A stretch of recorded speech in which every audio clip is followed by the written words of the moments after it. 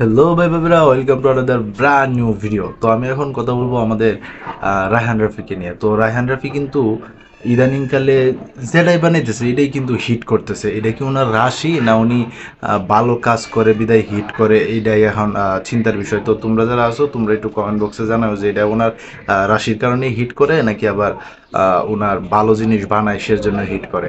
তো মূল যে কাহিনী সে বিষয়ে আসি।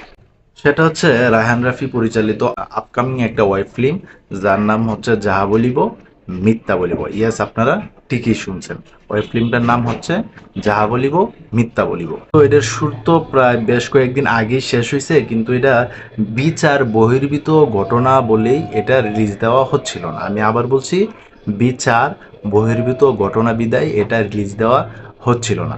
অবশেষে এই ওয়েব ফিল্মটা আসতেছে, যাহা বলিব মিথ্যা বলিব। তাতে অভিনয় করছে কে? আগে অনেক শোনা গেছিল যে এটার মধ্যে অভিনয় করতে পারে দিঘি।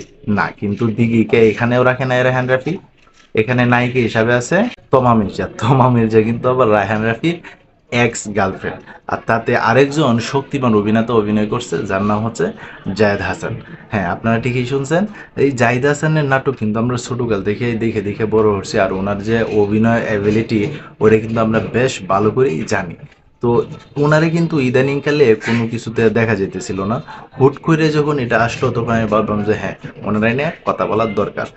তো তমা মির্জা এবং জাহিদ হাসানের নিয়ে কিভাবে এই ওয়েব ফিল্মটা যে ইউজ করা হয়েছে এটা তো এখন পর্যন্ত দেখি নাই। তবে রায়হান রাফি যেহেতু এই কাজের সাথে জড়িত আছে, তবে যে একটা ভালো কিছু হইব এটা কিন্তু আমরা আশা করতেই পারি। তবে আরও যেটা শোনা যাইতেছে, এই ওয়েব ফিল্মটা নাকি সিনেমা হলেও রিলিজ দেওয়ার জন্য ঘোরাঘুরি করতেছে রায়হান রাফি।